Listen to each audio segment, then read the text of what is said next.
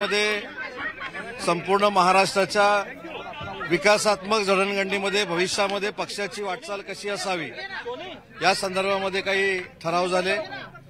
त्याच्यामध्ये सरकारने जे 8 महिन्यामध्ये काम केलंय, माननीय मुख्यमंत्री एकनाथजी शिंदे आणि उपमुख्यमंत्री देवेंद्रजी यांच्या नेतृत्वाखाली जे सरकार काम करतंय त्या कामाची नोंद बैठकीमध्ये घेण्यात आली। त्यांच्या अभिनंदनाचा ठराव त्या ठिकाणी करण्यात आला। ठराव करत असताना भारतरत्न हा मरणोत्तर पुरस्कार विदा सावरकरांना द्यावा अशा पद्धतीचा ठराव गजानन कीर्तिकर साहेबांनी मांडला। स्थानिक लोकांना जे उद्योग येत आहेत त्याच्यामध्ये 80% प्राधान्य दिलं गेलं पाहिजे अशा पद्धतीचा ठराव झाला। वीरमाता जिजाऊ अहिल्याबाई होळकर, छत्रपती धर्मवीर संभाजी महाराज यांची नावं राष्ट्रीय पुरुषांच्या यादीमध्ये यावी असा देखील ठराव झाला।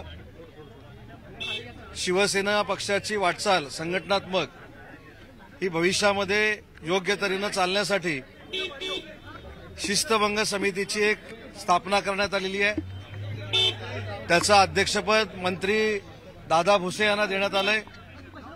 त्याच्यामध्ये मंत्री शंभूराज देसाई आणि सदस्य म्हणून संजय मोरे अशी 3 जणांची ही समिती आहे। त्याच्यामध्ये पक्षांतर्गत शिस्तभंगाची कारवाई किंवा पक्षाच्या विरोधामध्ये काही लोकांनी जर कारवाई करण्याचा प्रयत्न केला तर त्यांच्यावर शिस्तभंग होईल का याची छाननी करण्यासाठी या समितीचं आखणी करण्यात आलेली आहे। अजून ठराव घेत असताना संघटनात्मक कशा पद्धतीने भविष्यामध्ये आपण वाटचाल करायची, वंदनीय बाळासाहेबांचा विचार घेऊन जे आम्ही पुढे चाललेलो आहोत त्याचमुळे शिवसेना आणि धनुष्यबाण मिळालेला आहे याची जाणीव मुख्यमंत्री मोदयांनी सगळ्या बैठकीतील लोकांना करून दिलेली आहे। मला असं वाटतं की निवडणूक आयोगानं ज्या पद्धतीची नियमावली घालून दिलेली आहे त्या नियमावलीचं तंतोतंत पालन हे आमदारांनी, खासदारांनी, मंत्र्यांनी करावं अशा पद्धतीची मुख्यमंत्र्यांनी भूमिका मांडली। गड किल्ल्याचं महाराष्ट्रातलं संवर्धन व्हावं यासाठी राज्य शासनानं पुढाकार घ्यावा। पश्चिम रेल्वे चर्चगेट स्थानकाला डॉक्टर चिमणराव देशमुख, चिंतामणीराव देशमुख नाव द्यावं अशा पद्धतीचा देखील ठराव करण्यात आला। मराठी भाषेला अभिजात भाषेचा दर्जा मिळावा या संदर्भातला देखील ठराव होता। राज्यातील तरुण हे स्पर्धा परीक्षांकडे वळावेत यासाठी ग्रामीण भागाच्या कानाकोपऱ्यात किंवा महाराष्ट्राच्या कानाकोपऱ्यामध्ये स्पर्धात्मक परीक्षांचे प्रशिक्षण वर्ग सुरू करावेत अशा पद्धतीचा देखील ठराव झाला।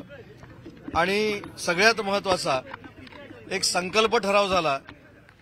तो संकल्प असा होता की वंदनीय हिंदुहृदय सम्राट बाळासाहेब ठाकरेंच्या नेतृत्वाखाली शिवसेना स्थापन झाली।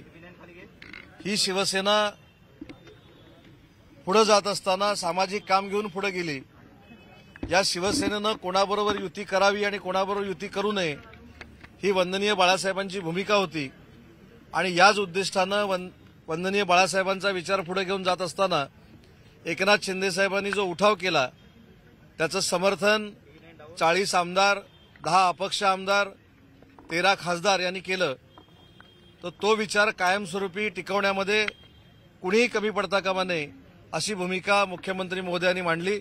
आणि आम्ही संकल्प केला की ज्या उद्देशानं आम्ही हा उठाव केला एकनाथ शिंदे साहेबांच्या नेतृत्वाखाली, या उठावाला डोळ्यासमोर ठेवून आमच्याकडनं पुन्हा अशी कधी चूक होणार नाही याची दक्षता घेण्याचा निर्णय देखील या संकल्प ठरावामध्ये करण्यात आलेला आहे।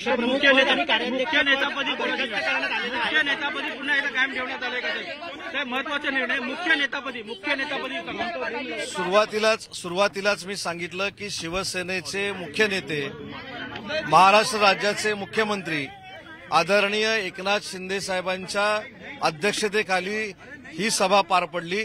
या सभेला शिवसेनेचे नेते रामदासभाई कदम, गजाननजी कीर्तिकर, आनंदराव अडसूळ, प्रतापराव जाधव, गुलाबराव पाटील, सगळे उपनेते आणि कार्यकारिणीचे सदस्य उपस्थित होते.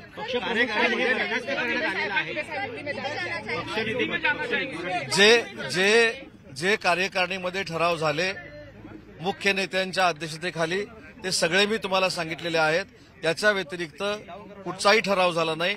एक ठराव जो झाला तो निवडणूक आयोगाच्या निर्णयासंदर्भात निवडणूक आयोगानं जे काही नियम आणि अटी आम्हाला घालून दिलेले आहेत त्याचं तंतोतंत पालन राष्ट्रीय कार्यकारिणीने केलं पाहिजे अशा पद्धतीचा मात्र ठराव झालेला आहे. बदल करण्यासंदर्भात आपण काही शिवसेनाची नवीन घटना जी ती लिहिली जाईल, लोकशाही पक्षाची म्हणून नवीन घटना लिहिली जाईल.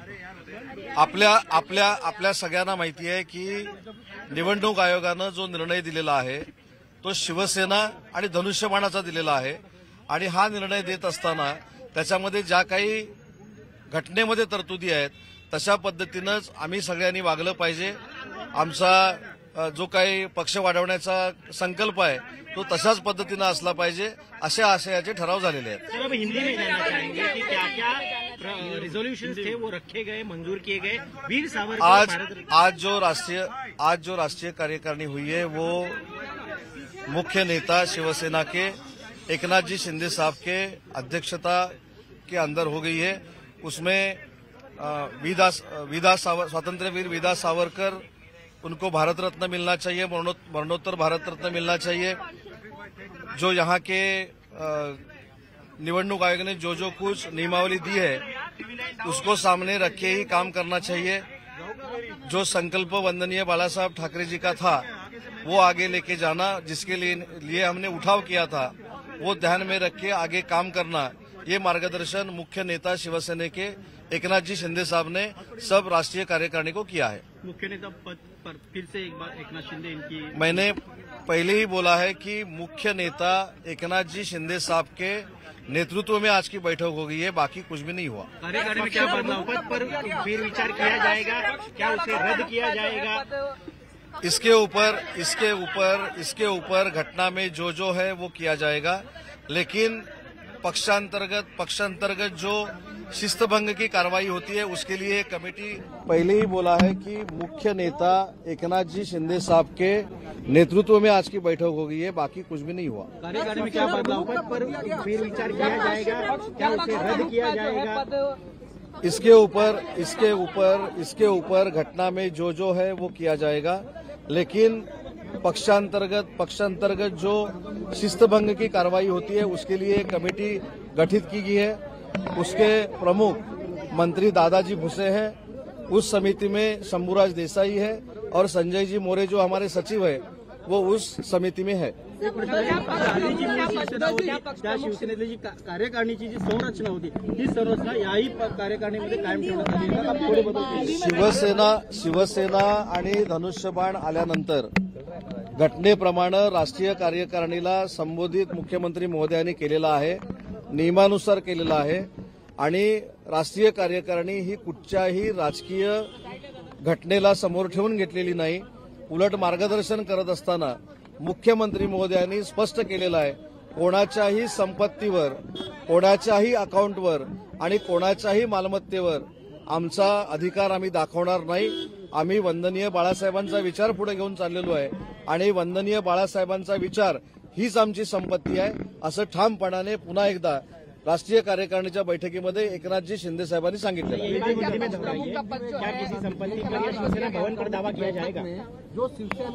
मुख्यमंत्री एकनाथजी शिंदे साहब ने जो स्पीच दिया उसमें जो कल उन्होंने प्रेस कॉन्फ्रेंस में बोला था वही बात दोहराई है. उन्होंने हमको मार्गदर्शन करते वक्त कहा है कि हमको संपत्ति की अभिलाषा नहीं है, हम किसी भी संपत्ति के ऊपर दावा करने वाले नहीं है. वंदनीय बाला साहब का जो विचार है वही हमारी संपत्ति है. क्या शिवसेना प्रमुख कहा जाए, क्योंकि अगर उनको नेता चुना गया है.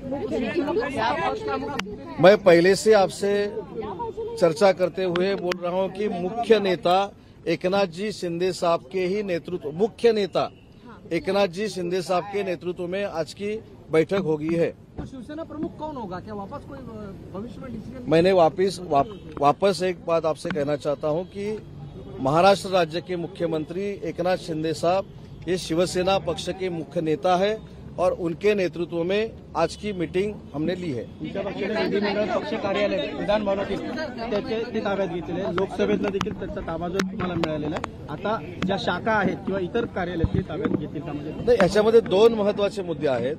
विधिमंडळाचं पक्ष कार्यालय हा ऍडमिनिस्ट्रेशनचा भाग आहे आणि आपण जी संपत्ती म्हणताय किंवा आपण जी अकाउंट म्हणताय हे विधिमंडळाच्या बाहेरचे विषय आहेत आणि म्हणून स्वतः एकनाथ शिंदे साहेबांनी काल देखील प्रेस कॉन्फरन्स घेऊन सांगितलं, आज देखील आम्हाला मार्गदर्शन करताना सांगितलं की जी काय आमची बदनामी केली जाते, जे काय आता नवीन नवीन शब्दप्रयोग पुन्हा केले जात आहेत, जी काही शिवीगाळ केली जाते, याचं उत्तर देताना शिंदे साहेबांनी स्पष्ट सांगितलं की आम्ही कोणाच्याही संपत्तीवर आणि कोणाची संपत्ती किती आहे हे देखील शिंदे साहेबांना माहिती नाहीये.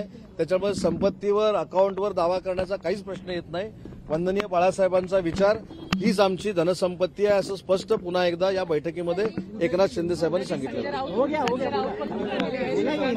आने वाले बजट सत्र में हैं कि मुझे धमकी मिली है श्रीकांत शिंदे से, मेरे को सिक्योरिटी मिलनी चाहिए, इस तरह की उन्होंने मेरे ख्याल से जो पुलिस कमिश्नर है और महाराष्ट्र राज्य के उप मुख्यमंत्री देवेंद्र जी है उनको खत लिखा है. उसके बारे में जो सच्चाई होगी वो सामने आएगी और उसके ऊपर देवेंद्र जी निर्णय लेंगे. गृह मंत्री को भी कॉल किया है संजय राउत. नहीं, मैंने बोला ना, उसमें देवेंद्र जी जो कुछ बात कही गई है उसके ऊपर निर्णय लेंगे. अगर वो उन्होंने शाह साहब को फोन किया है तो शाह साहब निर्णय लेंगे. Thank you.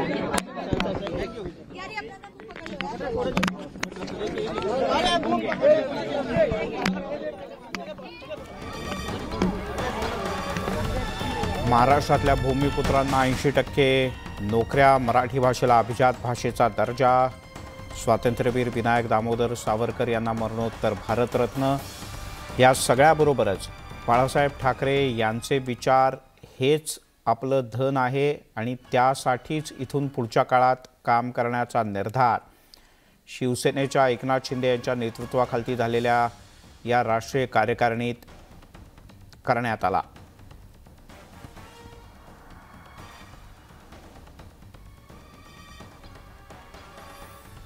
ही आहे या क्षणाची सगळ्यात मोठी आणि महत्त्वाची बातमी. एकनाथ शिंदे यांच्या नेतृत्वाखाली सुरू असलेली शिवसेनेची राष्ट्रीय कार्यकारिणीची बैठक काही वेळापूर्वीच संपलेली आहे. महाराष्ट्रातून आणि देशाच्या अन्य काही भागातून काही प्रमुख नेते आणि मान्यवर या बैठकीला उपस्थित होते.